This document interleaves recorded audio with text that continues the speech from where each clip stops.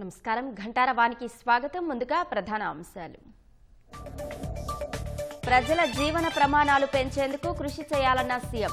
వేగవంత పాలనకు అవసరమైతే చట్టాలు సవరిద్దామని నిర్దేశం. క్షేత్రస్థాయి నుంచి పై స్థాయి అధికారులంతా బాధ్యతగా ఉండాలి. నిర్దేశిత సమయానికి లక్ష్యాలు పూర్తవ్వాలని పవన్ సూచన. ఏఐను చూసి విద్యార్థులు భయపడాల్సిన పని లేదన్న ప్రధాని. సాంకేతికతను విజయానికి మార్గంగా మలుచుకోవాలని సూచన.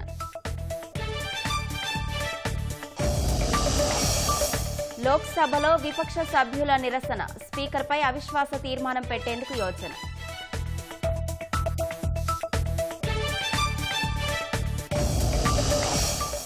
ఢిల్లీలో మరోసారి దిగజారిన గాలి నాణ్యత. పూర్ కేటగిరీకి పడిపోయిన AQI.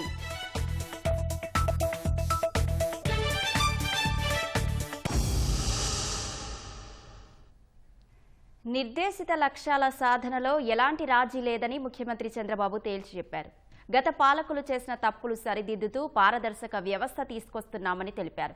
సచివాలయంలో GSDP వృద్ధి రేటు, స్వర్ణాంధ్ర 2047 విజన్ లక్ష్యాలు, కేంద్ర ప్రాయోజిత పథకాల అమలుకు సంబంధించిన కార్యాచరణపై మంత్రులు, శాఖాధిపతులకు సీఎం దిశానిర్దేశం చేశారు. ప్రజల జీవన ప్రమాణాలు పెంచేందుకు మరింత బృంద స్ఫూర్తి కనబర్చాలన్నారు. వేగవంతమైన పాలనకు అవసరమైతే చట్టాలు సవరిద్దామని అన్నారు. 19 months ఎక్స్ట్రాడినరీ వర్క్ చేశాం. ఒక అగాధం నుంచి, అంధకారం నుంచి, ఏం చేయాలో తెలియని పరిస్థితి నుంచి మనం తీసుకున్న పాలసీల వల్ల చాలా వరకు అడ్మినిస్ట్రేషన్ కంట్రోల్ తెచ్చుకున్నాం. అనుకున్న లక్ష్యాల్ని నెరవేర్చుకుంటూ ముందుకు పోయే పరిస్థితికి వచ్చాం. జీరామ్జీ కొత్త ప్రోగ్రాం తీసుకొచ్చారు. దానికి కూడా మనం ప్రిపేర్ కావాల్సిన అవసరం ఉంది. దీనివల్ల రాష్ట్రంలో ఉండే ఇబ్బందులకు అదనంగా కొన్ని ఫైనాన్షియల్ ఇబ్బందులు వస్తాయి. ఈవెన్ దెన్ అవుట్ అధిగమించుకొని దాన్ని ఆడుకోవాల్సిన అవసరం ఉంది. ఈ టీమ్ స్పిరిట్ ఇంకా ఎఫెక్టివ్గా వెళ్ళాలి. ఎక్కడికక్కడ అవసరమైతే కెపాసిటీ బిల్డింగ్ చేసుకోవాల్సిన అవసరం ఉంది.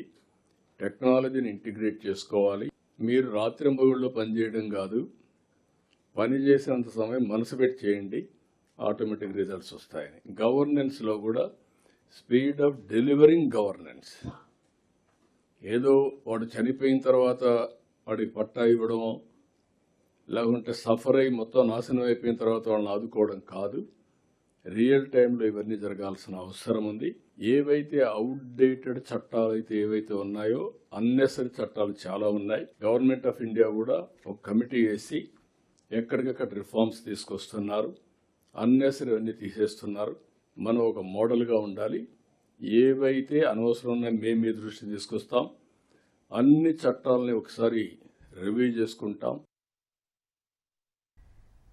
వైసీపీ హయాంలో 22A ముసుగులో జరిగిన భూ ఆక్రమణలను విడిపిస్తున్నామని ముఖ్యమంత్రి చంద్రబాబు చెప్పారు. స్వయంగా జగనే తన హెలిప్యాడ్ కోసం అప్పట్లో 4 ఎకరాల భూమిని చెరబెట్టారని ఆగ్రహం వ్యక్తం చేశారు.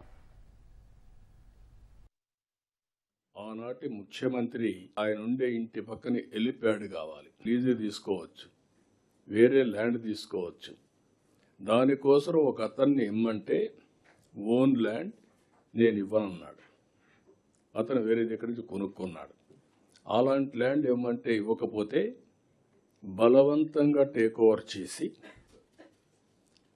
అతను ఇన్లేదు కాబట్టి 22A కింద పెట్టేశారు. అంటే ఒక ప్రైవేటు వ్యక్తి ల్యాండ్, సాక్షాత్తు చట్టాలు చేసే ముఖ్యమంత్రి, చట్టాలను అమలు చేయవలసిన వ్యక్తి ఒక ప్రైవేట్ ఆస్తిని 22A కింద ఇల్లీగల్గా పెట్టాడంటే ఇది పరాకాష్ట. నేను అడిగాను అతన్ని, ఇప్పటికీ 4-5 సంవత్సరాలు అయింది, నువ్వేం చేసావని అడిగా. సార్, ముందు నా ప్రాణం ఉంటే నేను ఎప్పటికైనా పోరాడతాను, పోతే పోయింది ఆస్తి అనుకుంటాం. నేనేం మాట్లాడలేకపోయాను. ఇప్పుడు మీరందరూ సెట్ చేస్తున్నారు కాబట్టి మీ దగ్గరకు వచ్చి పిటిషన్ ఇస్తున్నానంటే రికార్డ్స్ అన్నీ తీసుకున్నాం. ఆ రికార్డ్స్ అన్ని ఇప్పుడు వెరిఫై చేసి యాక్షన్ తీసుకునే పరిస్థితికి వచ్చాం. ఇది ఒక్కదిక్కడ కాదు, అన్ని ప్రాంతాల్లో జరిగింది. రికార్డ్స్ తారుమారు చేశారు. 22A కింద వెళ్ళడం చాలా ఈజీ. కంప్యూటర్ని ఏ విధంగా దుర్వినియోగం చేస్తారో చేశారు. అందుకే ఇప్పుడు మొత్తం సర్వే చేసి పగడ్బందీగా ఇటీవల కాలం నాకు కూడా అర్థం కాకపోతే అందరితో మాట్లాడిన తర్వాత ఫైనల్గా ఒక సిస్టానికి వచ్చాం.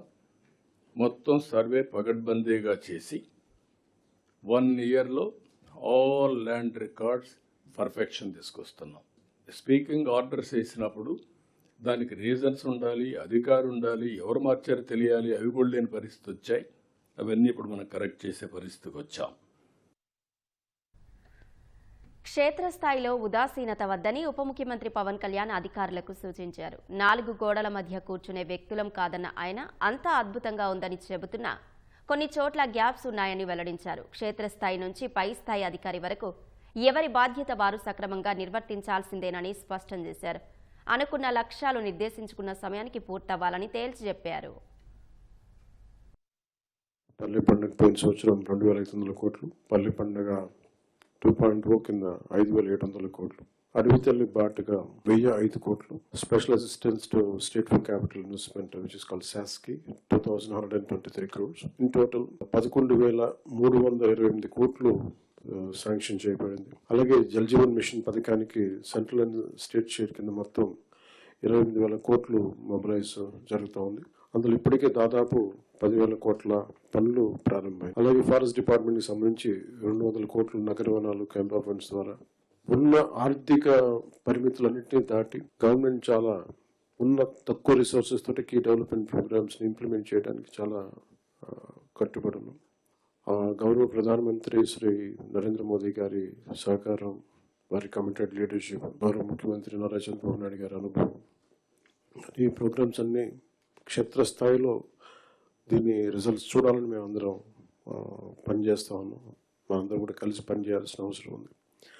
This effort and commitment must be clearly understood by the administration. When funds are arranged with such difficulty and responsibility, there can be no excuse for failure in implementation. Every rupee must be translated into visible outcomes on the ground. Officers at all levels must ensure that funds are made available and projects should be executed efficiently, transparently and within timelines without any delay. ప్రత్యేకించి ఈ మధ్యన ముఖ్యమంత్రి గారి దృష్టి కూడా తీసుకొస్తాం. క్షేత్రస్థాయిలో కొంత ఉదాసీనత ఉంది అందరికి. ఆ రిజల్ట్స్ మేము గౌరవ ముఖ్యమంత్రి గారు మాకు ఇచ్చినంత టార్గెట్స్గా మేము కిందికి వెళ్తా ఉంటే కొన్ని ఎక్స్క్యూజెస్ కనిపిస్తాను. దయచేసి అవన్నీ లేకుండా చూడండి. ఎందుకంటే మేము 4 గోడల మధ్య కూర్చునే వ్యక్తులు ఎవరు కాదు. అంత చాలా అద్భుతంగా ఉంది, ప్రశాంతంగా ఉంది, అట్లాంటివన్నీ ఉన్నాయి. కానీ బట్ యాక్చువల్గా కొన్ని చూస్తే చాలా గ్యాప్స్ ఉన్నాయి. అవి కొంచెం మేము ఈ డిపార్ట్మెంట్స్లో ఉన్నతాధికారులు అందరూ కూడా దయచేసి అది ఒక్కసారి మీరు క్షేత్రస్థాయిలో we have to fix accountability. గౌరవ ముఖ్యమంత్రి గారు అసెంబ్లీలో కానీ నేను కానీ we have fixed accountability for ourselves in the assembly in front of people. So I request you all, make sure that accountability should be fixed, including the last employee to the topmost official also. Otherwise, this would be very difficult to see the tangible results at a grassroots level. Thank you.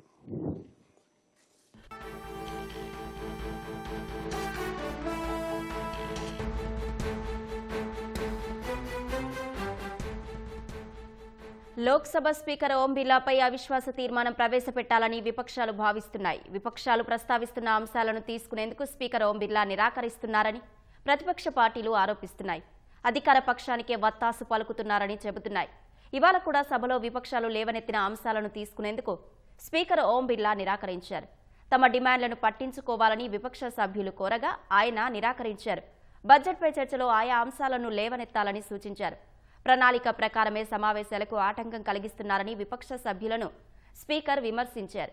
ఈ నేపథ్యంలో ఆయనపై అవిశ్వాస తీర్మానం పెట్టాలని విపక్ష పార్టీలు భావిస్తున్నట్లు తెలుస్తోంది.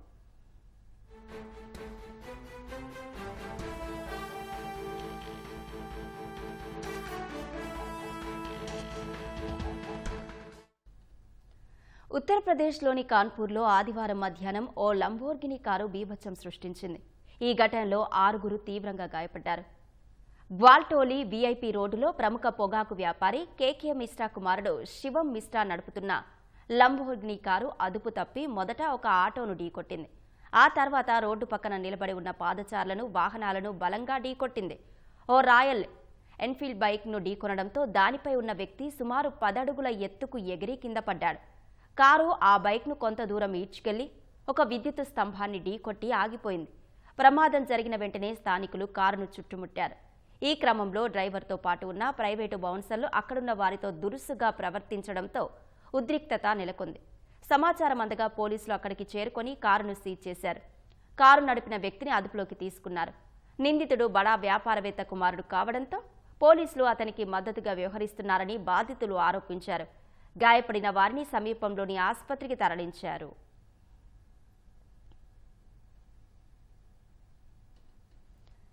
భారత్తో విద్యార్థులంతా వికసిత భారత్ విజన్పై దృష్టి పెట్టాలని ప్రధాని నరేంద్ర మోదీ కోరారు. పరీక్షా పే చర్చ కార్యక్రమం 2వ విడతలో భాగంగా దేశంలోనే వివిధ ప్రాంతాల్లో వేర్వేరు రాష్ట్రాలకు చెందిన విద్యార్థులతో ప్రధాని మాట్లాడారు. వారికి విలువైన సూచనలు చేశారు. భారత్ అభివృద్ధి చెందిన దేశంగా మారాలంటే అందుకు తగినట్లు మనం అలవాట్లు మార్చుకోవాలని సూచించారు. సాంకేతికతకు బానిసలుగా మారొద్దని హితవు పలికారు. సాంకేతికతను విజయానికి మార్గంగా మలుచుకోవాలని స్పష్టం చేశారు. ఏఐను చూసి భయపడాల్సిన పని లేదన్నారు. ప్రతికూల వ్యక్తులకు దూరంగా ఉండాలని తేల్చి చెప్పారు. ఈ సందర్భంగా ఛత్తీస్గఢ్కు చెందిన సంప్రదాయ చిరుతిల్లో టేటరీ కుర్మీలను విద్యార్థులకు అందజేశారు. స్టార్టప్ ప్రారంభించాలంటే వయసుతో పని లేదని ఒక విద్యార్థి అడిగిన ప్రశ్నకు జవాబుగా చెప్పారు. पहले आपका ध्यान इस बात पे होना चाहिए कि आप क्या करना चाहते हैं। कुछ स्टार्टअप ऐसे हैं जो सिर्फ टेक्नोलॉजी में इनोवेशन करना चाहते हैं। किसी को लगता है मैं ड्रोन बनाऊं, किसी को लगता है कि मैं घर में बिजली की व्यवस्था ऐसी खड़ी कर दूं। मैंने किसी 4 दोस्तों को जानती होगी जो टेक्नोलॉजी में एक्सपर्ट हैं। एक आध दोस्त है फाइनेंस में एक्सपर्ट है। चलो 4 लोगों की टोली बना दे, साइड में अपन स्टार्टअप शुरू करते हैं। जरूर नहीं कोई स्टार्टअप के लिए कोई 25 साल की उम्र चाहिए, आप कभी भी शुरू कर सकते हैं। छोटे छोटे स्टार्टअप से भी काम शुरू हो सकता है। ఢిల్లీలో సుమారు 10 పాఠశాలలకు బాంబు బెదిరింపులు రావడం కలకలం రేపింది. ఫలితంగా విద్యార్థులను పాఠశాల యాజమాన్యాలు ఇళ్లకు పంపించి వేశాయి. సమాచారం అందుకున్న పోలీసులు హుటాహుటిన సదరు పాఠశాలకు వెళ్లి బాంబు నిర్వీర్యం దళం సాయంతో తనిఖీలు చేపట్టారు. దక్షిణ ఢిల్లీలోని ఎయిర్ ఫోర్స్ స్కూల్, సాదిక్ నగర్లోని ది ఇండియన్ స్కూల్ యంత్రాంగం పిల్లలను ఇంటికి పంపించేశాయి. దేశ రాజధాని పరిధిలో సుమారు 10 పాఠశాలకు ఈ ఉదయం ఈమెయిల్ ద్వారా బాంబు బెదిరింపులు వచ్చాయని ఢిల్లీ అగ్నిమాపక తెలిపింది. ముందు జాగ్రత్తగా పిల్లలను, సిబ్బందిని పాఠశాల నుంచి పంపేశామని వెల్లడించింది. డాగ్ స్క్వాడ్తో పాటు బాంబు డిటెక్షన్ బృందాలు క్షుణ్ణంగా తనిఖీలు చేపడుతున్నాయని తెలిపింది. ఇప్పటి వరకు ఎలాంటి అనుమానాస్పద వస్తువు కనిపించలేదని ఢిల్లీ అగ్నిమాపక శాఖ పేర్కొంది. ఢిల్లీలో గాలి నాణ్యత మరోసారి దిగజారింది. కొన్ని రోజులుగా మధ్యస్థంగా ఉన్న గాలి నాణ్యత ఇవాళ పూర్ కేటగిరీకి పడిపోయింది. ఆదివారం 189గా నమోదైన వాయు నాణ్యత సూచి సోమవారం ఉదయానికి 216కు దిగజారింది. కేంద్ర కాలుష్య నియంత్రణ మండలికి చెందిన సమీర్ యాప్లో ఈ ఉదయం 9 గంటల సమయానికి ఢిల్లీలోని 25 ప్రాంతాలు పూర్ కేటగిరీలో ఉన్నాయి. మరో 12 కేంద్రాల్లో గాలి నాణ్యత మధ్యస్థంగా నమోదైంది. కేంద్ర కాలుష్య నియంత్రణ మండలి సిపిసిబి నిబంధనల ప్రకారం గాలి నాణ్యత సూచి 0 నుంచి 50 మధ్య నమోదైతే గాలి నాణ్యత బాగుందని లెక్క. 50 నుంచి 100 మధ్య నమోదైతే సంతృప్తికరంగా ఉన్నట్లు భావిస్తారు. 101 నుంచి 200 మధ్య ఉంటే మధ్యస్థంగా, 200 నుంచి 300 మధ్య ఉంటే పూర్ కేటగిరీగా అంచనా వేస్తారు. జమ్మూ కాశ్మీర్లో ఉగ్రమూకల ఏరివేత చర్యలు కొనసాగుతున్నాయి. కిష్ట్వార్ జిల్లాలో ఉన్న దట్టమైన అటవీ ప్రాంతంలో నక్కిన జైషే మహ్మద్ తీవ్రవాదులను మట్టుపెట్టడానికి 20 రోజుల క్రితం ఆపరేషన్ త్రాషి-1ను చేపట్టారు. సైన్యం, సిఆర్పీఎఫ్ బలగాలు, అసోం రైఫిల్స్, జమ్మూ కాశ్మీర్ పోలీసులు సంయుక్తంగా అడవులను జల్లెడపడుతున్నారు. తాజాగా ఛాత్రు ప్రాంతంలో అసోం రైఫిల్స్ బలగాలు నిర్బంధ తనిఖీలు చేపట్టాయి. ముష్కర్లు నక్కి ఉన్నారనే సమాచారంతో అణువణువు సోదాలు చేస్తున్నాయి. ఈ సందర్భంగా ఆ ప్రాంతంలో భారీగా బలగాలను మోహరించారు. అణు సమస్యకు పరిష్కారం కనుగొనాలనే తీవ్రత నిజంగా అమెరికాకు ఉంటే పరోక్ష చర్చలు కొనసాగుతాయని ఇరాన్ విదేశాంగ మంత్రి అబ్బాన్ అరాగ్చి స్పష్టం చేశారు. ఒమన్లో జరిగిన ఇరాన్ అమెరికా పరోక్ష చర్చలపై ఆయన టెహ్రాన్లో ప్రకటన చేశారు. ఇరాన్ క్షిపణి కార్యక్రమం చర్చల ఎజెండాలో లేదని, ఇకపైనా ఉండబోదని చెప్పారు. కేవలం అణు కార్యక్రమంపైనే అమెరికాతో చర్చించినట్లు తెలిపారు. శాంతియుత అణు కార్యక్రమం, యురేనియం శుద్ధిపై హక్కులను వదులుకోబోమని తేల్చి చెప్పారు. ఈ విషయంలో ఎవరూ భయపెట్టలేరని ఇరాన్ విదేశాంగ మంత్రి అబ్బాన్ అరాగ్చి వ్యాఖ్యానించారు. తమను శాసించే హక్కు ఎవరికీ లేదన్నారు. అమెరికా సైనిక మోహరింపులు మమ్మల్ని భయపెట్టలేవని ఆయన అన్నారు. చర్చలు విజయవంతం కావడం అవతలి వర్గం తీవ్రతను బట్టి ఉంటుందని అరాక్చి వివరించారు. పరస్పర ప్రయోజనాల మేరకు అమెరికా సంప్రదింపులు ఉంటేనే ఒప్పందం సాధ్యమని తేల్చి చెప్పారు.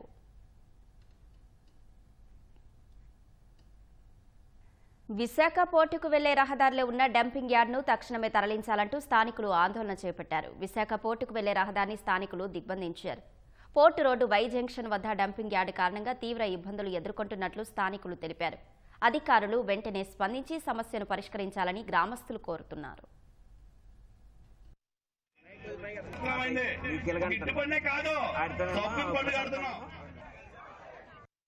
డంపింగ్ యార్డ్ తక్షణం తరలించండి. డంపింగ్ యార్డ్ గా దాన్ని తీసేసి ట్రాన్స్ఫర్ స్టేషన్ గా పెడుతున్నాం. ఎటువంటి స్మెల్ రాదు. ఏదైతే వచ్చినట్టుగా గల్లాలో వేస్తే దాని ద్వారా ట్యాంక్ ద్వారా బయటికి వెళ్ళిపోతుంది.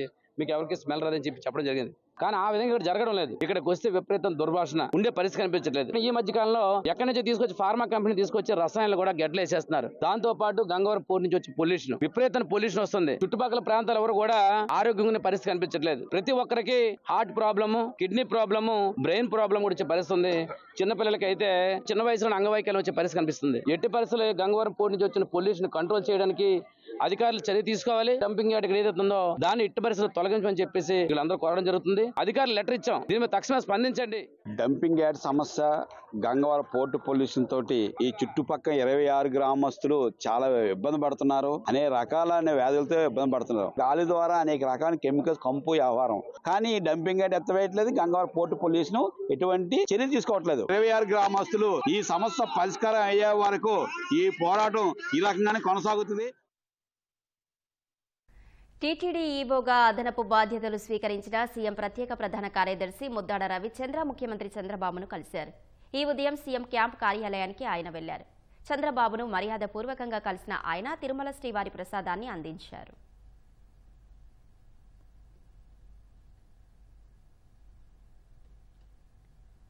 మహాశివరాత్రి బ్రహ్మోత్సవాల్లో భాగంగా శ్రీశైల మహాక్షేత్రంలో ధ్వజారోహణ కార్యక్రమాన్ని కనుల పండువగా నిర్వహించారు. చైర్మన్ రమేష్ నాయుడు, ఈవో శ్రీనివాసరావు, అర్చకులు ధ్వజపటాన్ని ఆవిష్కరించారు.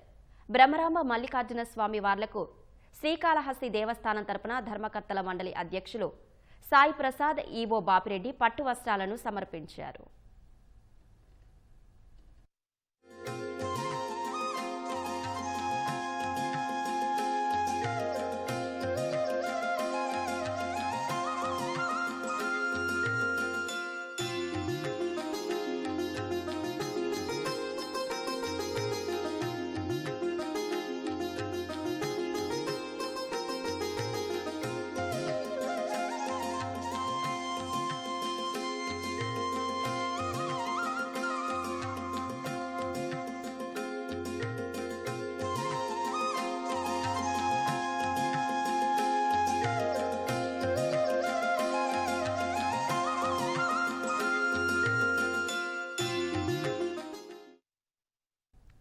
విజయవాడలోని గుణదల మేరీమాత 102వ మహోత్సవాలు ఘనంగా ప్రారంభమయ్యాయి.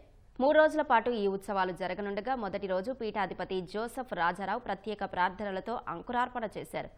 వివిధ రాష్ట్రాల నుంచి అధిక సంఖ్యలో భక్తులు తరలివచ్చి మొక్కులు తీర్చుకుంటున్నారు. ఉత్సవాల సందర్భంగా నిర్వహించిన సాంస్కృతిక కార్యక్రమాలు ఆకట్టుకున్నాయి. కూడా దగ్గర 10-12 లక్షల మంది వస్తారని మేము అంచనా వేస్తున్నాం. ఈ రోజుల్లో ప్రపంచంలో ప్రజల్లో ఆధ్యాత్మికత తక్కువైపోయింది. ఆధ్యాత్మికత లేకుంటే మన జీవితాలు బాగుపడవు. మరియమాత దీవెనల ద్వారా తమకు కావలసిన అనుగ్రహాలను కోరుతూ ఉన్నారు. రోజు రోజుకు ఈ భక్తి పెరుగుతూ ఉంది. అది మాకు చాలా ముఖ్యమైన విషయం.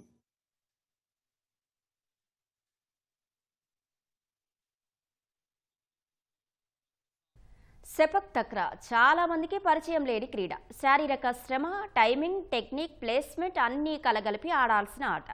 అలాంటి ఆటలో కేవలం 3-4 ఏళ్ల శిక్షణతో రాటుదేలారు ఓ ప్రభుత్వ పాఠశాల విద్యార్థులు. పాఠశాల నుంచి జాతీయ స్థాయి దాకా అన్ని చోట్ల బరిలో దిగి పసిడి పతకాల పంట పండిస్తున్నారు. 2 బాలికలు అంతర్జాతీయ స్థాయిలో భారత జట్టుకు ప్రాతినిధ్యం వహించేందుకు సిద్ధమవుతున్నారు. వ్యాయామ ఉపాధ్యాయుడు, కోచ్లు ఈ మట్టిలో మాణిక్యాలను క్రీడాకారులుగా తీర్చిదిద్ది ప్రోత్సహిస్తున్నారు. సెపక్ తక్రాలో మెరుస్తున్న ఆ బాల క్రీడాకారుల విశేషాలేంటో మనము చూద్దాం.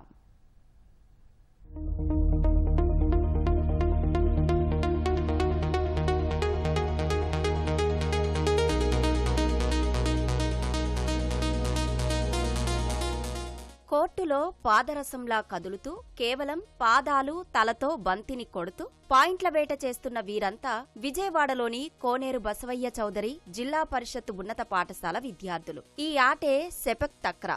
4 ఏళ్ల క్రితం ఈ ఆట పేరు కూడా వినని వీరంతా ఇప్పుడు సెపక్ తక్రాకు కేర్ ఆఫ్ అడ్రస్ గా మారారు. రాష్ట్ర, జాతీయ స్థాయిలో ఇప్పటికే 60 దాకా పతకాలు కైవసం చేసుకున్నారు.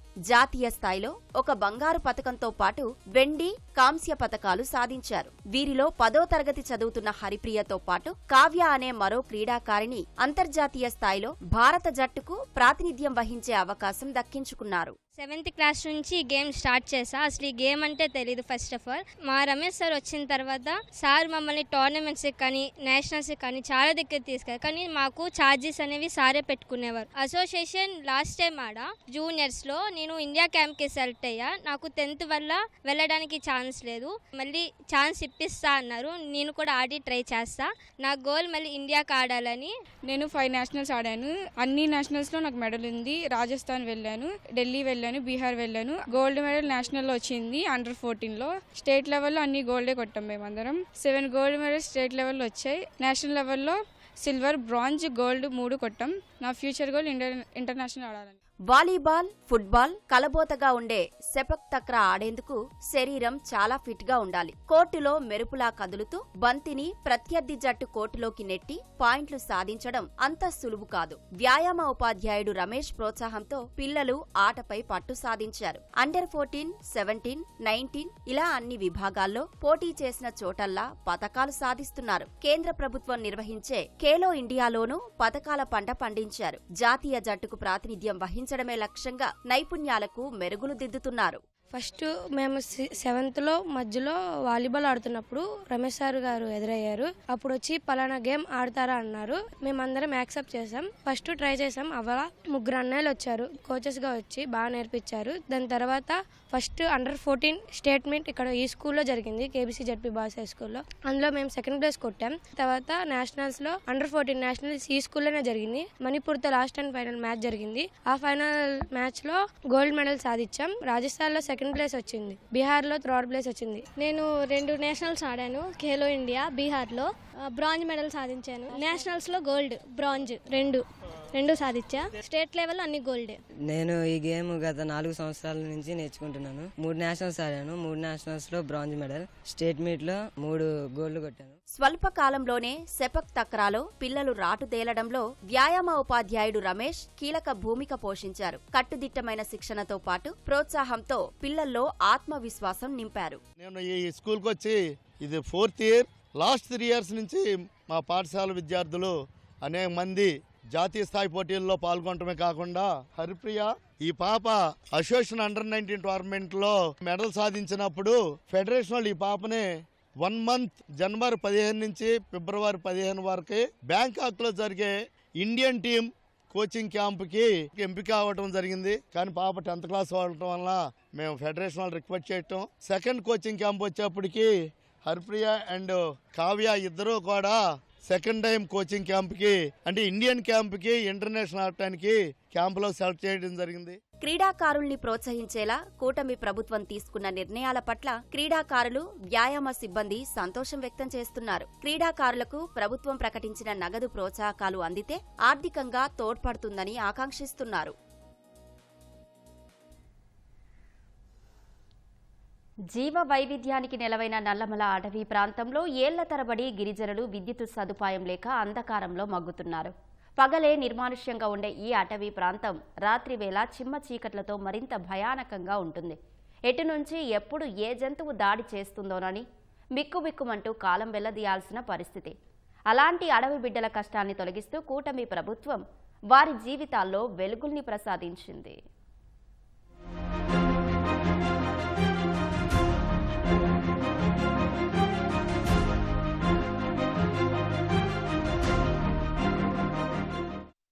ప్రస్తుత రోజుల్లో 1 గంట కరెంటు లేకపోతేనే మనం భరించలేం. అలాంటిదే దశాబ్దాల నుంచి నల్లమల అడవిలో నివసిస్తున్న గిరిజన బిడ్డలు కరెంటు లేక కటిక చీకట్లోనే కాలం వెళ్లదీస్తున్నారు. మార్కాపురం జిల్లా ఎర్రగొండపాలెం నుంచి 50 కిలోమీటర్ల దూరంలో దట్టమైన నల్లమల అడవిలో ఉన్న పాలుట్ల గిరిజన గూడానికి వెళ్లాలంటే దాదాపు 3 గంటల సమయం పడుతుంది. దారంతా రాళ్లు, రప్పలతో నిండి ఉంటుంది.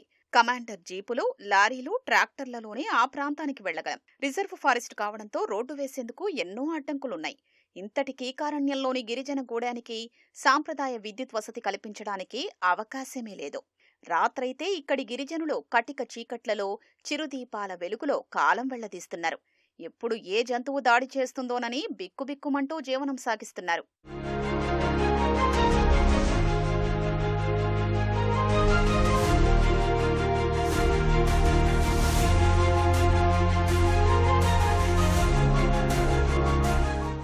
పాలుట్ల పంచాయతీ పరిధిలోని గూడాలకు ఎన్నో ఏళ్లుగా విద్యుత్ సరఫరా లేదని గూడెం పెద్దలు, ఎర్రగొండపాలెం టీడీపీ ఇన్ఛార్జ్ గూడూరి ఎరిక్షన్ బాబు మంత్రి గొట్టిపాటి రవికుమార్ దృష్టికి తీసుకెళ్లారు. వారి సమస్యపై స్పందించిన మంత్రి గిరిజన గూడాల్లో చీకట్లను పారద్రోలి వెలుగులు నింపాలని తలపోశారు. విషయాన్ని సీఎం చంద్రబాబు దృష్టికి తీసుకెళ్లడంతో పీఎం జన్మన్ పథకం ద్వారా దాదాపు 3 కోట్ల నిధులతో వ్యక్తిగత సౌర విద్యుత్ యూనిట్లు మంజూరు చేశారు. కూటమి ప్రభుత్వం ప్రతిష్టాత్మకంగా భావించి యుద్ధ ప్రాతిపదికన వాటి ఏర్పాటును పూర్తి చేసింది. ఇప్పుడు 6 గిరిజన గూడాల్లో 611 పూరిళ్లలో సూర్యకాంతులు వెదజల్లుతున్నాయి. ఈ పథకం కింద ఒక్కో లబ్ధిదారుడికి 50,000 విలువైన సౌర పలకలు, 300 వాట్స్ బ్యాటరీ, 5 ఎస్ఈడి దీపాలు, 1 డీసీ టేబుల్ ఫ్యాన్ ఉచితంగా అందజేశారు. మొన్నటిదాకా కటిక చీకట్లలో కాలం వెళ్లదీసిన గిరిపుత్రులు నేడు గ్రామమంతా దేదీప్యమానంగా వెలిగిపోతుండటంతో వారి ఆనందానికి అవధులు లేకుండా పోయింది. మేము ఇంతకుముందు చీకట్లో చాలా బాధపడేవాళ్ళము. బాధపడి చిన్నపిల్లలతో కనీసం పడుకోవడానికి ప్లేస్ లేకుండా దీపాలలో ఉండి మేము చీకట్లోనే ఉండేవాళ్ళం సార్. ఇప్పుడు మా పిల్లలు చాలా సంతోషంగా పండుకుంటున్నారు సార్. మళ్ళీ ఏమన్నా వాళ్ళకి పురుగు కుట్టినా చీకట్లోనే ఎత్తుకొని వెళ్ళిపోయేవాళ్ళం సార్ మేము జోల కట్టుకొని. ఇప్పుడు ఆ ఇబ్బంది లేదు. ఏమన్నా వచ్చినా కానీ చూసుకుంటున్నాం పక్క చుట్టుపక్కల. ఈ గ్రామానికి కరెంట్ ఇచ్చినందుకు మాకు చాలా సంతోషంగా ఉంది. పాములు ఉంటాయని, తేళ్లు ఉంటాయని భలే ఇబ్బందిగా ఉంటుంది సార్ మాకు. మా గూడెంలో లైట్లు చూస్తే బాగానే ఉంది సార్. ఇప్పుడు అందరం బాగున్నాం సార్. సోలార్ లైట్లు కూడా భలే ఉంది సార్ మాకు. అంతకుముందు పాములు వెళ్ళినా, తేళ్లు వెళ్ళినా ఈ లైట్లు వేసుకొని చంపటానికి కూడా లేదు సార్. జబ్బు వస్తే జోల కట్టుకొని సుండిపెంట కొండలల్లో ఎత్తుకుపోయి ఆ హాస్పిటల్ కొండ దిగిపోయి జోల మోసుకుంటా దింపుకుంటా ఎత్తుకుపోయి హాస్పిటల్ చూపించుకొని వచ్చేటోళ్ళం మేము సార్ ఆ రోజులల్లా. ఇప్పుడు మాకు లైట్లు ఏంది మా సారు, అబ్బా మా తండ్రి, మా సార్కి ఎప్పటికైనా ఓటు మర్చిపోము. ఇప్పుడు ఎంత వెళ్తున్నా ఉండం సార్ మేము. మీకు మాకు ఎంత లైటింగ్ చూడు. ఒకప్పుడు కరెంటు లేక మేము నిప్పు కొరువులు పెద్ద పెద్ద ముద్దులు వేసుకొని నెగిడి పెట్టుకొని అండ ముందు వండుకొని అన్నం పండిపోవాలి సార్. మా ఆయన కూడా పాలకలు చచ్చిపోయినాం సార్ కరెంట్ లేక. ఇప్పుడైతే మాకు కళకాలు బాగుంది సార్. అసలు సంతోషం బాగుంది సార్. సార్ వాళ్ళు మొత్తం అందరూ చూస్తున్నా. ఊరికి కరెంట్ వచ్చినాక నాకు చాలా హ్యాపీగా ఉంది. అంతకుముందు అయితే కరెంట్ రాకముందు అయితే దీపాలు పెట్టుకునే వాళ్ళం. ఇప్పుడు కరెంట్ వచ్చిన కాడ నుంచి లైట్లు వేసుకొని ఊరంతా లైటింగ్తో భలే ఉంది. చాలా బాగుంది. కరెంట్ ఇచ్చినందుకు గవర్నమెంట్ చాలా థ్యాంక్స్. క్రూర మృగాలు సంచరించే అభయారణ్యంలో 3 గంటల పాటు అతి కష్టం మీద ప్రయాణించి దాదాపు 3 కోట్ల నిధులతో పాలుట్లలో ఏర్పాటు చేసిన ఈ అప్గ్రేడ్ సోలార్ హోమ్ లైటింగ్ సిస్టమ్ను గిరిజనులతో కలిసి మంత్రి గొట్టిపాటి రవికుమార్ ఇటీవల ప్రారంభించారు. ఇంటింటికి వెళ్లి గిరిజనుల బాగోగుల్ని అడిగి తెలుసుకున్నారు. వారికి వ్యవసాయం చేసుకునేందుకు విద్యుత్, గూడానికి రహదారి నిర్మాణాల అంశాన్ని CM Chandrababu, deputy CM Pawan Kalyan దృష్టికి తీసుకెళ్లి పరిష్కారమయ్యే విధంగా కృషి చేస్తానని మంత్రి హామీ ఇచ్చారు. వ్యవసాయం చేసుకున్నాం, బావుల మీద నీళ్ల ఇంజన్లతోటి డీజిల్ పెట్టి వ్యవసాయం చేసుకున్నారు. చాలా ఖర్చు ఎక్కువైంది అంటున్నారు. తప్పకుండా దీన్ని ముఖ్యమంత్రి గారి దృష్టికి తీసుకెళ్లి ఏ విధంగా సహాయం చేయగలుగుతాం అనేది కూడా ఆలోచిస్తున్నాము. తప్పకుండా చేస్తాము. ఇది రిజర్వ్ ఫారెస్ట్ లో ఉండి టైగర్ జోన్ లో ఉండటం వల్ల కాస్త ఫారెస్ట్ వాళ్ళు పర్మిషన్స్ ఇవ్వడం ఇబ్బందిగా ఉంది. డిప్యూటీ ముఖ్యమంత్రి గారి దగ్గర కూడా దృష్టికి కూడా తీసుకెళ్తాము. ఈ రోడ్డుకి ఏ విధంగా సహాయం చేయవచ్చో ఫారెస్ట్ డిపార్ట్మెంట్ వాళ్ళతో మాట్లాడి కొద్దిగా అట్లీస్ట్ గ్రావెల్ వేసి శుభ్రంగా వాళ్ళకి ఇబ్బంది లేకుండా రోడ్డు ఉండేటట్టు. ఎందుకంటే 3 గంటలు ఒక రోజు మేము వస్తేనే 3 గంటలు పోవడానికి రావడానికి పడుతుంది. పాపం నిత్యం ఇక్కడి నుంచి రోజు పనులు చేసుకోవడానికి బయటకు వచ్చి లోపలికి వెళ్తారు. కాబట్టి వీళ్ళకి ఏ విధంగా రోడ్డు సౌకర్యం కలిగించాలో కూడా ఒకసారి దృష్టి పెట్టి మళ్ళీ పరిశీలిస్తాం. ఎన్నో ఏళ్లుగా ఎదురు చూస్తున్న విద్యుత్ సమస్యను కూటమి ప్రభుత్వం పరిష్కరించిందని గిరిపుత్రులు ఆనందం వ్యక్తం చేస్తున్నారు. మార్కాపురం జిల్లా నల్లమల్ల అటవీ ప్రాంతం పాలుట్ల నుంచి Khajavali, ETV news. Nadikudi Srikalahasti railway line Palnadu, Prakasam, Nellore జిల్లాలను కలుపుతూ విజయవాడ, చెన్నై మార్గానికి ప్రత్యామ్నాయంగా నిర్మిస్తున్న కీలక ప్రాజెక్టు. గుంటూరు, ప్రకాశం జిల్లాలో ఈ రైల్వే లైన్ పనులు వేగంగా సాగుతున్నాయి. కనిగిరికి ట్రయల్ రన్ కూడా నిర్వహించారు. అయితే అక్కడి నుంచి నెల్లూరు జిల్లా వైపు పనులు మాత్రం ముందుకు సాగడం లేదు.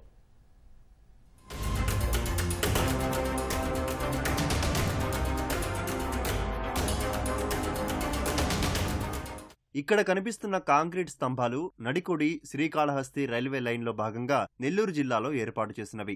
ఈ పనులకు 1983లోనే శ్రీకారం చుట్టారు. రైల్వే లైన్ కోసం 130 నుంచి 150 మీటర్ల వెడల్పుతో 2019లోనే వరికుంటపాడు, వింజమూరు, ఆత్మకూరు ప్రాంతాల్లో భూసేకరణ చేశారు. గ్రామ సభల ద్వారా భూములు సేకరించినా చాలా మందికి పరిహారం చెల్లించలేదు.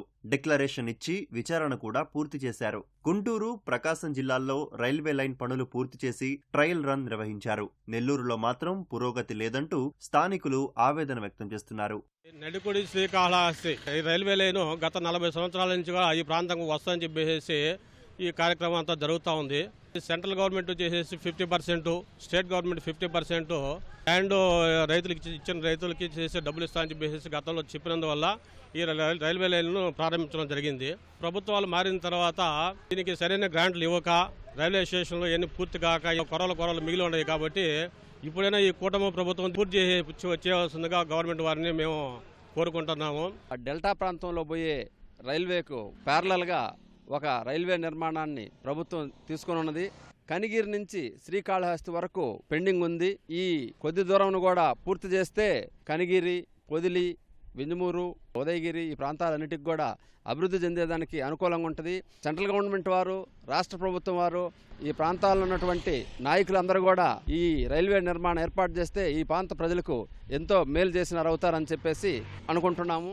నడికుడి నుంచి ప్రారంభమయ్యే లైన్ గుంటూరు, ప్రకాశం, నెల్లూరు, తిరుపతి జిల్లా వెంకటగిరి మీదుగా 38 స్టేషన్లు దాటుకుని 309 కిలోమీటర్లు ప్రయాణిస్తుంది. అక్కడ శ్రీకాళహస్తి రైల్వే లైన్లో కలుస్తుంది. తద్వారా నెల్లూరు జిల్లాలోని మెట్ట ప్రాంతాలైన వరికుంటపాడు, వింజమూరు, ఆత్మకూరు ప్రాంతాల్లో రవాణా సౌకర్యాలు మెరుగుపడి ప్రజల జీవన ప్రమాణాలు పెరిగే అవకాశాలున్నాయి. ఈ మార్గం ద్వారా తమిళనాడు, కర్ణాటక, కేరళ రాష్ట్రాలకు ప్రయాణం సులభమవుతుంది. ఎన్నో ప్రయోజనాలున్న ఈ ప్రాజెక్టు కోసం నాడు భూసేకరణ చేసిన అధికారులు తమకు పరిహారం మాత్రం ఇవ్వలేదని స్థానికులు వాపోతున్నారు.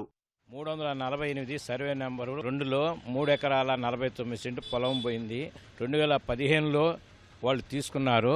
రైల్వేకి సంబంధించింది భూసేకరణ చట్టంలో ఆ రోజు మార్కెట్ వాల్యూ ₹1 ఉంది. వాళ్ళు 6 లక్షలు ఇస్తామంటే నేను తీసుకోలేదు. ఈ రోజు వచ్చేసి 5 కోట్లు ఉంది ఎకరా. మాకు న్యాయం చేయాల్సిందిగా మేము కోరుతున్నాం.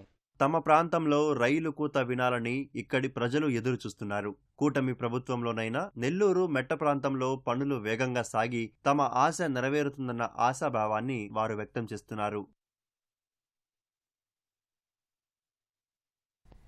చైనాలో జరుగుతున్న స్ప్రింగ్ ఫెస్టివల్కు 15 కోట్ల రైలు టికెట్లు విక్రయించినట్లు అక్కడి అధికారులు వెల్లడించారు. ఆదివారం ఒక్కరోజే దేశవ్యాప్తంగా సుమారు 1,32,00,000 మంది ప్రయాణికులు రైళ్లలో ప్రయాణించారని చెప్పారు. రద్దీగా ఉండే మార్గాల్లో అదనంగా 1600 రైళ్లను ఏర్పాటు చేసినట్లు పేర్కొన్నారు. చైనాలో కొత్త ఏడాది ఈ నెల 17న ప్రారంభం కానున్న వేళ అక్కడి ప్రభుత్వం 9 రోజులు సెలవులు ప్రకటించింది. ఈ నెల 2 నుంచి మొత్తం 40 రోజుల పాటు కొనసాగే ఈ స్ప్రింగ్ ఫెస్టివల్ సందర్భంగా బీజింగ్, జినాన్, జెంగ్జౌ వంటి ప్రధాన నగరాల్లో ప్రయాణికుల రద్దీ నెలకొంది. ఇందుకు తగినట్లు రైల్వే అధికారులు ఏర్పాట్లు చేశారు.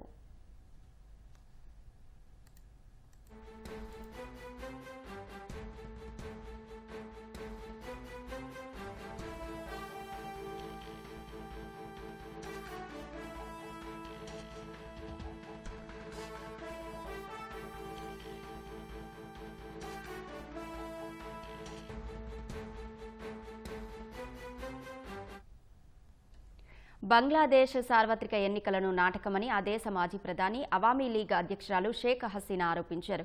బంగ్లాదేశ్లోని అతిపెద్ద రాజకీయ పక్షమైన తమ పార్టీ అవామీ లీగ్ను పోటీ చేయకుండా నిషేధించి నిర్వహించే ఈ ఎన్నికలకు ఎలాంటి విలువ ఉండదన్నారు. ఎన్నికల అనంతరం ఏర్పడే ఏ ప్రభుత్వమైనా తీవ్ర సంక్షోభాన్ని ఎదుర్కోక తప్పదని ఈటీవీ భారత్కి ఇచ్చిన ప్రత్యేక ఇంటర్వ్యూలో హసీనా తెలిపారు. బంగ్లాదేశ్లో జరుగుతున్న ఎన్నికలపై ఆ దేశ మాజీ ప్రధాని షేక్ హసీనా విమర్శలు చేశారు. ఈటీవీ భారత్కు ప్రత్యేక ఇంటర్వ్యూ ఇచ్చిన ఆమె అక్రమ వ్యవస్థకు చట్టబద్ధత కల్పించడం కోసం జరుగుతున్న నాటకంలో భాగమే ఎన్నికలని ఆరోపించారు. ఒక్క బంగ్లాదేశీ ఓటు కూడా పొందని మొహమ్మద్ యూనస్ నేతృత్వంలోని తాత్కాలిక ప్రభుత్వం 9 సార్లు ప్రజాస్వామ్యబద్ధంగా ఎన్నికైన అవామీ లీగ్ను నిషేధించిందని గుర్తు చేశారు. తద్వారా లక్షల మంది ప్రజల్ని ఓటు హక్కుకు దూరం చేసిందని దుయ్యబట్టారు. Bangladesh nationalist party BNP, Jamaat-e Islami అనుబంధ వర్గాలకు చెందని వారు ఎవరైనా నామినేషన్ పత్రాల్ని కొనాలని చూస్తే వారిని పోలీసులు అరెస్టు చేస్తున్నారని హసీనా ఆరోపించారు. ఈ నామమాత్రపు ఎన్నికల ప్రక్రియ ద్వారా ఎవరు అధికారంలోకి వచ్చినా మొదటి రోజే సంక్షోభాన్ని ఎదుర్కోవాల్సి ఉంటుందని ఆమె అభిప్రాయపడ్డారు. అంతర్జాతీయ నేరాల ట్రైబ్యునల్ తనకు విధించిన ఉరిశిక్షను ఆమె తీవ్రంగా తప్పుబట్టారు. తన రాజకీయ ప్రత్యర్థులు యూనస్ కు అనుకూలమైన వారితో కోర్టును నింపేసి నచ్చిన న్యాయవాదిని ఎంచుకునే హక్కును కూడా తనకు నిరాకరించిందని హసీనా వివరించారు. విచారణ ప్రారంభం కాకముందే ప్రభుత్వ అధికారులు బహిరంగంగా తనను నేరస్తురాలిగా ప్రకటించారని ఆమె చెప్పారు. అవామీ లీగ్ సభ్యుల్నే లక్ష్యంగా చేసుకుని అంతర్జాతీయ నేరాల ట్రైబ్యునల్ విచారణలు నిర్వహిస్తోందన్నారు. తన హయాంలో ప్రభుత్వానికి వ్యతిరేకంగా ఆందోళనలు చేసిన వారిపై కఠినంగా వ్యవహరించమని ఆదేశాలిచ్చారనే ఆరోపణల్ని హసీనా తోసిపుచ్చారు. తాను ఎవరినీ చంపాలని ఆదేశాలివ్వలేదన్నారు. దేశంలో హింస చెలరేగి ప్రభుత్వ ఆస్తులు ధ్వంసమవుతున్నప్పుడు శాంతి భద్రతల్ని పునరుద్ధరించడానికి ప్రయత్నించారని హసీనా వివరించారు. పరిస్థితులు వేగంగా మారడంతో పరిస్థితి చేయి దాటిందన్నారు. అప్పుడు జరిగిన మరణాలపై విచారణకు ఒక కమిటీని నియమించామని తెలిపారు. దురదృష్టవశాత్తు యూనస్ అధికారం చేపట్టగానే దాన్ని రద్దు చేశారని, బహుశా ఆ నివేదిక ఆయన్నే దోషిగా తేలుస్తుందని ఆయనకు తెలిసేమో అని హసీనా వ్యాఖ్యానించారు. బంగ్లాదేశ్లో హిందువుల హత్యపై ఆమె ఆవేదన వ్యక్తం చేశారు. బంగ్లాదేశ్ ఒక లౌకిక గణతంత్ర దేశమని, అన్ని మతాల ప్రజలు ఒకరితో ఒకరు కలిసి శాంతియుతంగా జీవించే ప్రదేశమని హసీనా చెప్పారు. ఇప్పుడు ఆ పరిస్థితులు లేవన్నారు. యూనస్ అధికారాన్ని చేజిక్కించుకున్న కొన్ని వారాల్లోనే హిందువులు, బౌద్ధులు, క్రైస్తవులు, ఆదివాసీ తెగల్ని లక్ష్యంగా చేసుకుని 2000 కంటే ఎక్కువ దాడులు జరిగాయని నివేదికలు చెప్తున్నాయని వివరించారు. మత దూషణ చేశారనే ఆరోపణలతో ఒక హిందూ గార్మెంట్ కార్మికుణ్ణి అతని సహోద్యోగులే కొట్టి చంపారని ఆమె చెప్పారు. ఆ మృతదేహాన్ని చెట్టుకు కట్టేసిన ఘటన చూసి ప్రపంచం దిగ్భ్రాంతికి గురైందని గుర్తు చేశారు. ఇలాంటి అనాగరిక చర్యలకు బాధ్యులైన తీవ్రవాద శక్తుల్ని యూనస్ ప్రభుత్వం ప్రోత్సహిస్తోందని హసీనా ఆరోపించారు. ప్రస్తుతం బంగ్లాదేశ్లో మైనారిటీలు భయంతో బతుకుతున్నారని, మూకదాడులు నిత్యకృత్యమయ్యాయని విచారం వ్యక్తం చేశారు. యూనస్ ప్రభుత్వం పాకిస్తాన్తో పెంచుకుంటున్న సాన్నిహిత్యంపై షేక్ హసీనా అసహనం వ్యక్తం చేశారు. అందరితో స్నేహం, ఎవరితోనూ శత్రుత్వం వద్దనేదే తమ విదేశాంగ విధానమని చెప్పారు. భౌగోళిక పరిస్థితులు, చరిత్ర, పరస్పర విశ్వాసం ప్రాతిపదికన తాము భారత్తో బలమైన భాగస్వామ్యాన్ని నిర్మించుకున్నామని చెప్పారు. ఆర్థికాభివృద్ధి కోసం చైనాతోనూ నిర్మాణాత్మకంగా వ్యవహరించామన్నారు. ప్రస్తుత తాత్కాలిక ప్రభుత్వం విదేశాంగ విధానాన్ని పూర్తిగా మార్చడానికి ప్రయత్నిస్తోందని ఆరోపించారు. 1971లో జరిగిన మారణ హోమాన్ని పాకిస్తాన్ ఇప్పటికీ గుర్తించలేదని, అయినా పాక్తో సాన్నిహిత్యం కోసం యూనస్ వెంపర్లాడుతున్నారని విమర్శించారు. అత్యధిక కాలం బంగ్లాదేశ్ను పాలించిన నేతగా ప్రతిపక్షానికి సరైన రాజకీయ అవకాశాలు కల్పించలేకపోయారనే పశ్చాత్తాపముందా అన్న ప్రశ్నకు ప్రతిపక్షాల్ని పోటీ చేయకుండా తామెప్పుడూ నిషేధించలేదని హసీనా వివరించారు. బంగ్లాదేశ్ ప్రజలు అవామీ లీగ్ను 9 సార్లు ఎన్నుకున్నారని గుర్తు చేశారు. తాము ఎన్నికల్లో పోటీ చేసే విజయం సాధించామని చెప్పారు. ప్రతిపక్ష పార్టీలు ఎన్నికల్ని బహిష్కరించడం వారి సొంత నిర్ణయమని అన్నారు. కానీ ఇప్పుడు తమను పోటీ చేయకుండా నిషేధించారని చెప్పారు. 1,52,000 మందికి పైగా ప్రజల్ని అరెస్ట్ చేశారని వెల్లడించారు. బంగ్లాదేశ్ను ఎవరు పాలించినా సరే ఒక విషయాన్ని గుర్తుంచుకోవాలని ఆమె సూచించారు. ఒక నాయకుడికి కుర్చీలో కూర్చోవడం వల్ల అధికారం రాదన్న హసీనా, అలా ఆ నాయకుడు ఎప్పుడైతే అనుకుంటాడో అతని పతనం మొదలైనట్టే అవుతుందని హెచ్చరించారు. తిరుమల లడ్డూకు కల్తీ నెయ్యి సరఫరా జరిగిందని సిట్ రిపోర్టు ఇవ్వగానే శ్రీవారి భక్తుల హృదయాలు పగిలిపోయాయని రాష్ట్ర సాధు పరిషత్ అధ్యక్షుడు శ్రీనివాసానంద సరస్వతి ఆవేదన వ్యక్తం చేశారు. విశాఖలో మీడియా సమావేశం నిర్వహించిన శ్రీనివాసానంద సరస్వతి తాత్సారం చేయకుండా కల్తీకి కారణమైన వారిపై చర్యలు తీసుకోవాలని ప్రభుత్వాన్ని కోరారు. అప్పటి వైసీపీ సర్కార్, టీటీడీ బోర్డు నైతిక బాధ్యత వహించి శ్రీవారికి భక్తులకు క్షమాపణ చెప్పాలని డిమాండ్ చేశారు.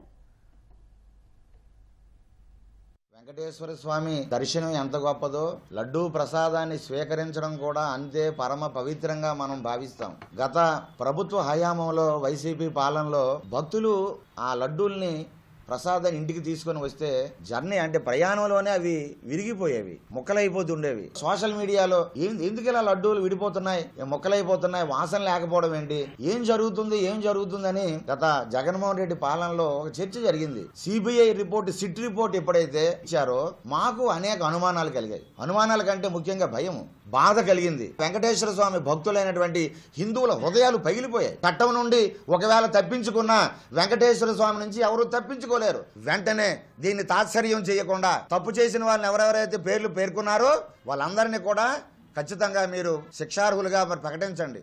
వైవి సుబ్బారెడ్డి గారు కానీ లేకపోతే ధర్మారెడ్డి కానీ ఆ రోజు ఉండేటటువంటి టీటీడీ బోర్డు మొత్తం కూడా నైతికంగా బాధ్యత వహించాలి. సిబిఐని కూడా మేము విశ్వసించము, సిబిఐ కూడా మాకు నమ్మకాలు లేవు. మరి ఎవరి మీద ఎవరు నమ్ముతారు అయితే మీరు? దేని రాజ్యాంగాన్ని కూడా నమ్మరా? వెంకటేశ్వర స్వామిని కూడా మీరు నమ్మరా అనమాట.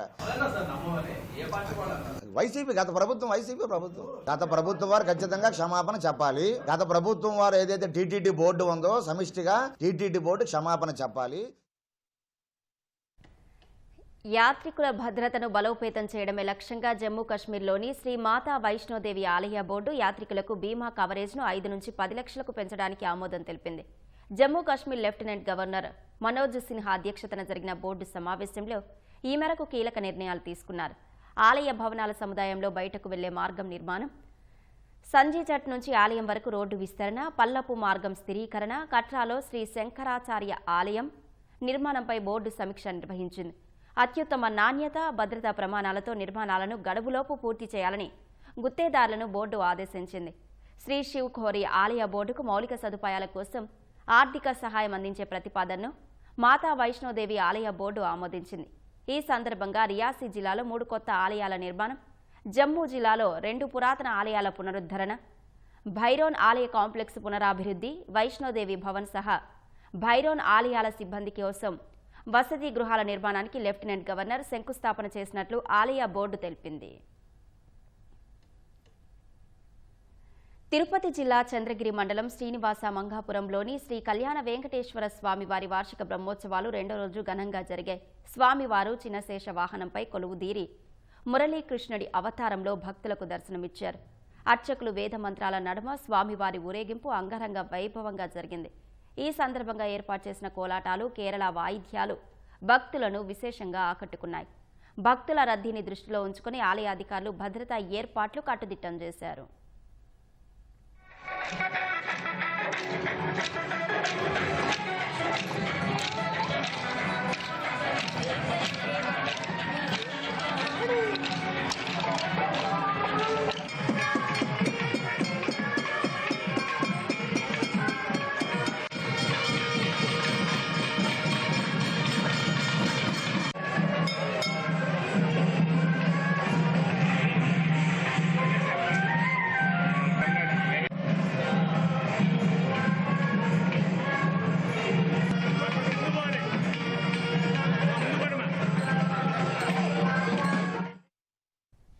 దేశంలో ప్రస్తుతం బంగారం ధరలు ఆకాశానంటిన వేళ రాజస్థాన్కు చెందిన ఓ హస్త కళాకారుడు 24 క్యారెట్ల పసిడితో అందమైన పెయింటింగ్స్ ను తీర్చిదిద్దుతున్నారు. జైపూర్కు చెందిన గోపాల్ ప్రసాద్ శర్మ పుత్తడి చిత్రకళలో నిష్ణాతుడు. ఈయన రూపొందించిన కళాకృతులకు అనేక జాతీయ, అంతర్జాతీయ అవార్డులు వచ్చాయి. అయితే గోపాల్ శర్మ పెయింటింగ్స్ ధర లక్షల రూపాయల్లో ఉంటాయి. వీటిని సామాన్యులు కొనడం కాస్త కష్టంగా ఉంటుంది. ఈ చిత్రకళ తనకు వారసత్వంగా వచ్చిందని గోపాల్ ప్రసాద్ శర్మ తెలిపారు. తన తాతతో పాటు తండ్రి కూడా చిత్రకారులుగా ఉండేవారని పేర్కొన్నారు. మొదట్లో వారు సూక్ష్మ చిత్రకళతో పెయింటింగ్స్ ప్రారంభించారని, తర్వాతి కాలంలో 24 క్యారెట్ల బంగారాన్ని ఉపయోగించి చారిత్రక, మతపరమైన పెయింటింగ్స్ ను రూపొందించారని చెప్పారు. హర్యానాలో జరుగుతున్న సూరజ్ కుండ్ అంతర్జాతీయ హస్తకళ మేళాలో ఈ పెయింటింగ్స్ ను ప్రదర్శించారు. ఈ పెయింటింగ్స్ అందరినీ మంత్రముగ్ధులను చేస్తున్నాయి.